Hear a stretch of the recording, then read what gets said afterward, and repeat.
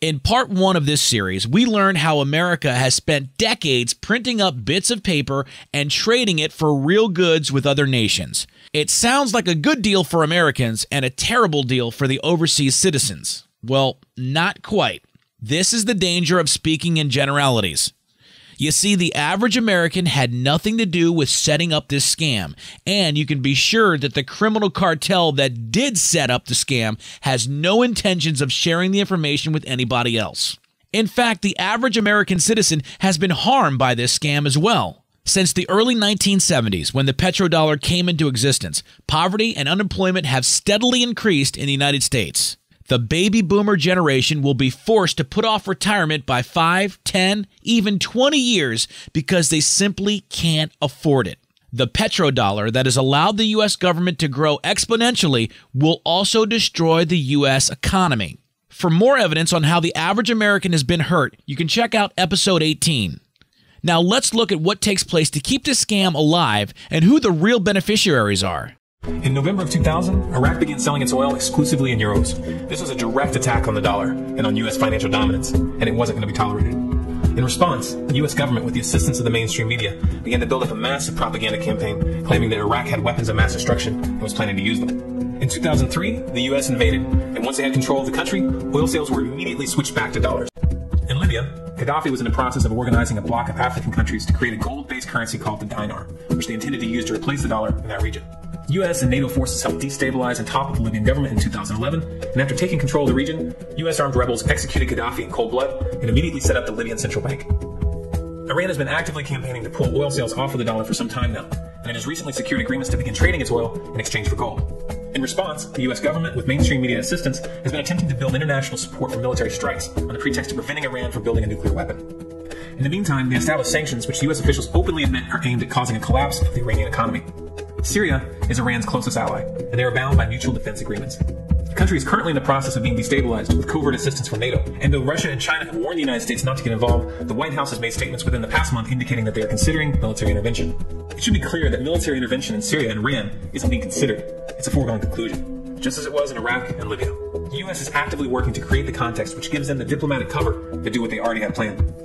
The motive for these invasions and covert actions becomes clear when we look at them in their full context and connect the dots. Those who control the United States understand that even if a few countries begin to sell their oil in another currency, it will set off a chain reaction and the dollar will collapse. They understand that there is absolutely nothing else holding up the value of the dollar at this point, and so does the rest of the world. But rather than accepting the fact that the dollar is nearing the end of its lifespan, the powers that be have made a calculated gambit. They have decided to use the brute force of the U.S. military to crush each and every resistant state in the Middle East and Africa. That in itself would be bad enough, but what you need to understand is that this is not going to end with Iran.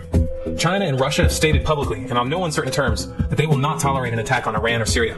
Iran is one of their key allies, one of the last independent oil producers in the region, and they understand that if Iran falls, then they will have no way to escape the dollar without going to war. And yet the United States is pushing forward, in spite of the warnings.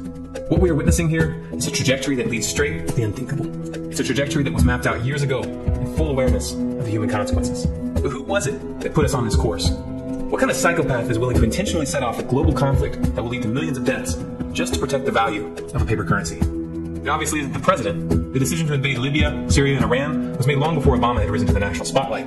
Yet, he's carrying out his duty just like the puppets that preceded him. So who is it that pulls the strings? Often the best answer to questions like this are found by asking another question. Qui bono? Who benefits?